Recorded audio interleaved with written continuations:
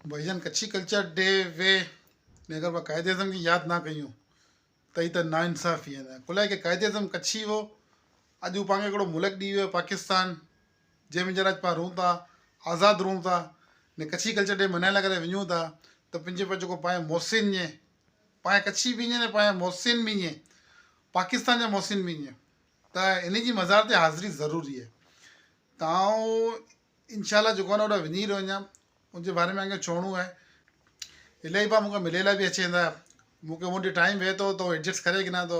इलाही बार मूंखे फ़ोन कई था कि यार असांखे मिलणो आहे जावेद भाउ खां, त उहो इलाही जॻह ते आउं नथो पुॼी सघां। इलाही जॻह ते माण्हू मूंखे फ़ोन बि कई था त आउं लाज़मी हाणे हीउ कमु अहिड़ो थी वियो आहे की कच्छीअ में ॼणा हिकिड़ी जान अची वई आहे।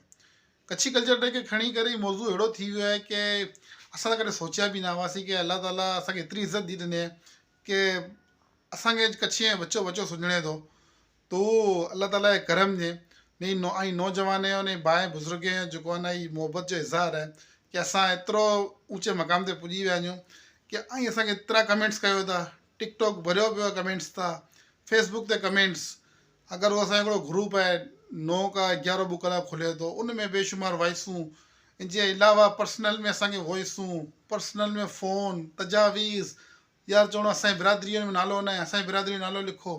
ही मणिया जी मोहबतूं ईअं, मगर असां बि इंसान आहियूं।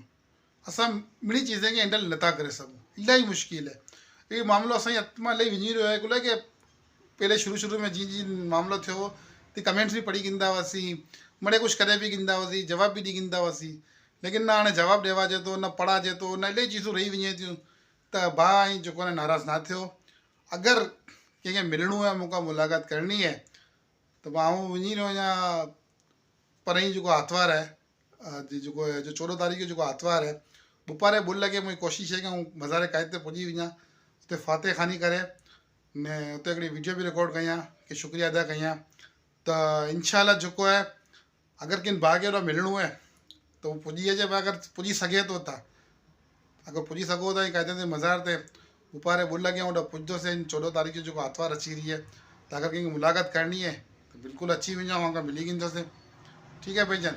इहा तव्हांजे साम्हूं हिकिड़ी अर्ज़ु हुई। कुल हाणे असांजे कम जो लोड इलाही वधी वियो आहे त असां उन हिसाब सां जेको आहे न तव्हांखे आगाह करे रहिया आहियूं कि जंहिंखे मिलणो आहे उहो अची वञे। मज़ार क़ाइद ते जेको आहे न उहो फातिहा बि करे गिने। कुल मड़े कच्छी बि अगरि जेको होॾे पुॼे थो त उहो फातिहा बि करे गिने त उहो बि जेको आहे न हिकिड़ो शुक्रिया बि अदा कयूं पिया क़ाइद आज़म जो कि हिकिड़ो पंहिंजे आज़ादु मुल्क ॾिनो हो। त दोस्तो, अगरि वीडियो खे ख़ासी लॻी हुई त शेयर ज़रूरु करिए। शुक्रिया।